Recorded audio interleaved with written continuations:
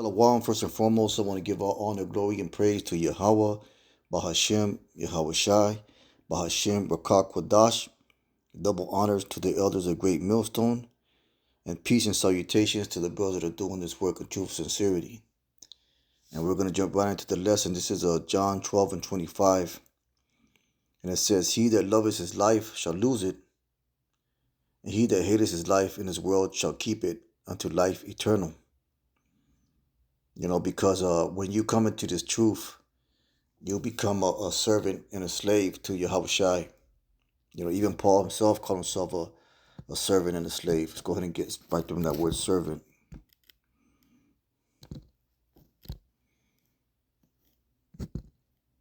Let's see here. It's going to be in the epistles.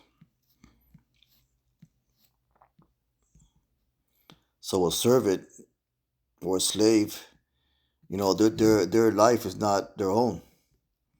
Their life is a life of service, a life of work towards a master. And that's exactly what you are when you come into this truth. So here's a few examples right here. It says, Paul, a servant of Mashiach Yahushai, called to be an apostle, separated to the gospel of Yahweh. So his service was to the gospel of the Lord. His service was to Yahweh Shai. Let's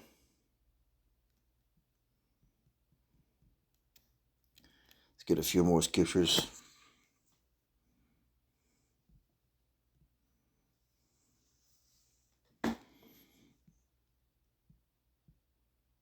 It says, verse 1 Corinthians 9 and 19. This is once again Paul. It says, "For though I be free from all men, yet have I made myself a servant unto all, that I may gain the more." Because this truth is a life of service, man. It's a life of service to the body. It's not a life of doing your own thing or pursuing your own interests even. It's doing what we got to do to sustain ourselves in this world and making ourselves a servant to the ministry, a slave to the ministry. And in doing so, you're gonna start hating your own life, because the things that are gonna happen to you in being a servant of Yahushai, it's gonna be unpleasant to the flesh, and that causes you to hate your own life, man.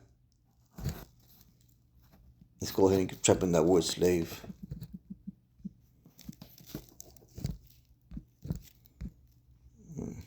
Slave. It doesn't mention it. No. Well, if you look at that word servant, when you look it up, it goes into the word slave. Let's go ahead and get that again. Yeah, let's go back to the epistles.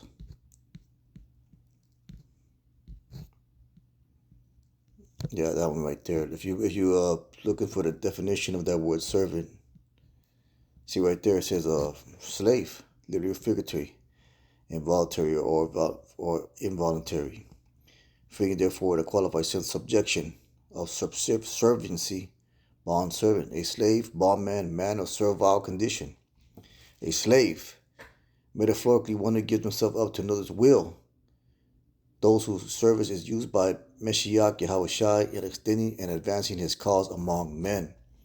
To devote it to another to disregard of one's own interest. Servant attendant. And that's exactly, you got to understand that that's what we sign up to be. The apostles and others, they speak of, brothers got to know what they're getting themselves into. What we got ourselves into is a service, a calling. And that's great men have always been called into service. The great men of the scriptures have always been called into service. The great heroes of history are men that serve the greater cause. And the everyday people was people just that did their own thing to sustain their own desires and wills. Those are the normies, so to speak. So being a servant of Yahweh Shai, it puts you in a different class. And in doing so, and it might cause you to hate your life. Let's get Romans 12 and 11. This is Romans 12 and 11. It says, No, Revelation. Well, this is good too. 12 and 1. Yeah, 12 and 1, that's a spirit. And it speaks again once of servitude and slavery to the greater mission. So I beseech you, Romans 12 and 1, I beseech you, therefore, brethren, by the mercy of Yahweh, that you present your bodies a living sacrifice, wholly acceptable unto Yahweh, which is your reasonable service. Be a slave. So if you're sacrificing your life, that's what that means, present your bodies. Then you're in servitude to a greater purpose, man. You know, what I wanted to get was Revelations 12 and 11. It's talking about how the elect love not their lives unto death. There's Revelations 12 and 11 that says, and they overcame by the blood of the Lamb. Who?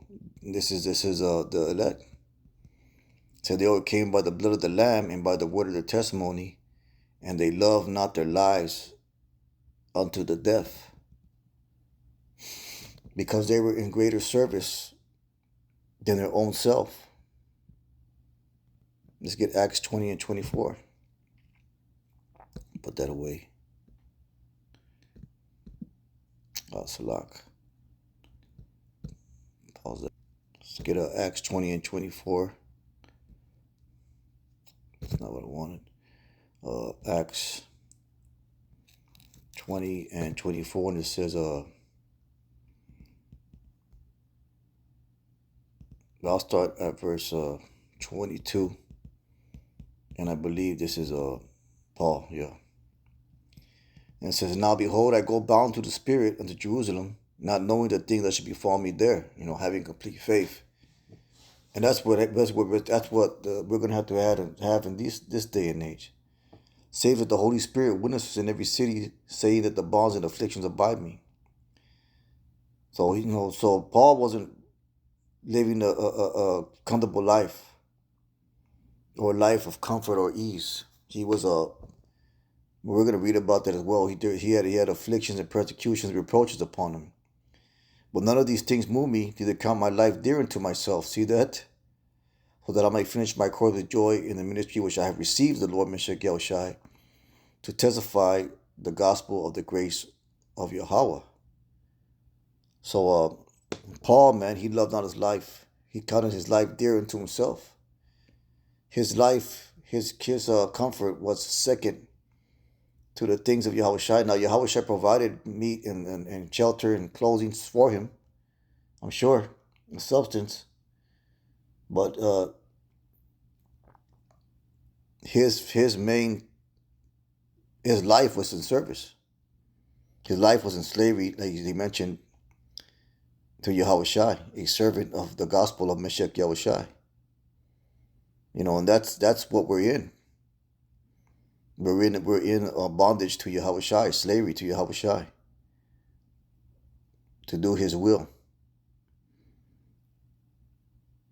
Because that's the only way that we're going to be joint heirs. Because to be a joint heir, you got to have a kinship with Him, a brotherhood.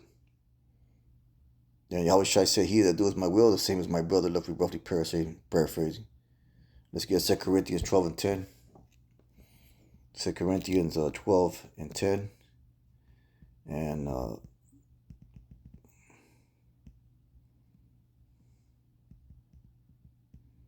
we'll start at verse 7. 2 Corinthians 12 and 7 says, this is once again Paul, lest I should be exalted above measure through the abundance of the revelations, because knowledge puffs up, and Paul was given great revelations and mysteries. So he was given so much that there had to be a balance so that he wouldn't get puffed up with himself. There was given to me a thorn in the flesh.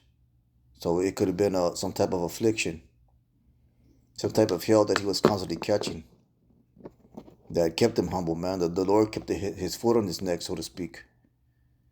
The messenger is saying to buffet me, lest I should be exalted above measure. So that's the balance right there. The scripture says, with much knowledge and wisdom come much grief, roughly paraphrasing. Let's go ahead and get that. Much grief. So there's always got to be a balance, man. Because this knowledge will puff you up, and we've seen men get puffed up, and their positions and their roles in the body, it went to their head. and they started acting the contrary to the will of the Lord. It says this is Ecclesiastes 1:18, saying, "For much wisdom is much grief. And he that increases knowledge increases sorrow." Because there's that balance there, man. There's an affliction the Lord got to give you in accordance to the wisdom He gives you. So let's go back to 2 Corinthians 12:10, where we started at verse yeah. So verse 7, that lest I should be exalted above measure through the abundance of revelations, there was given to me a thorn in the flesh, the messenger saying above me, lest I be exalted above measure. So that probably caused him to hate his life a little, right? So how Shai said in John 12:5 that we're supposed to hate our life. So it's because it's not gonna be very a pleasant or comfortable thing. For this thing I besought the Lord thrice, that it might depart from me. And He said unto me, my grace is sufficient for thee, for my strength is made perfect in weakness. Most gladly, therefore, will I rather glory in my infirmities, that the power of Messiah Yahushua may rest upon me. Therefore, I take pleasure in infirmities. So he was given a spirit to just accept and rejoice in those things, and that's a hard thing to do. Very few men can do that. And we'll say, we are these men, because those the hell's gonna be turned up more. Therefore, take pleasure in infirmities, reproaches, and necessities, persecutions, distresses. Now, all those things can make you hate your life. But that's something that you got to accept. For Yahweh's sake, for I'm weak, then I'm strong, spiritually. I became a fool in glory, yea, you compel me, for not to have been commanded of you, for in nothing am I behind the very chief apostle, though I be nothing.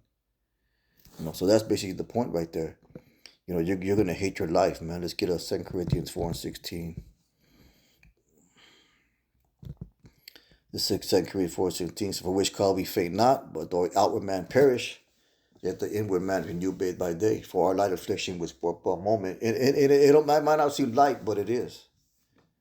Because the Lord can really put it on if he wanted to. For that affliction, but for a moment, worketh for us a far more exceeding and eternal weight of glory. While we look at not these things which are seen, but the things which are not seen, for the things which are seen are temporal, but the things which are not seen are eternal. And we're fighting for something that we can't see or touch or smell or hear, but we believe it in spirit. Now that takes a great measure of faith, man. So don't be dismayed. If shit ain't going your way, because it wasn't designed to go your way according to the scriptures. So with that being said, it's a real quick lesson. Most I will hope is edifying. So I don't give honor, glory, and praise to Yahweh Bashem Yahushai. Call halal Yahweh Bashem Yahushai. Let's keep on pushing. Shalom.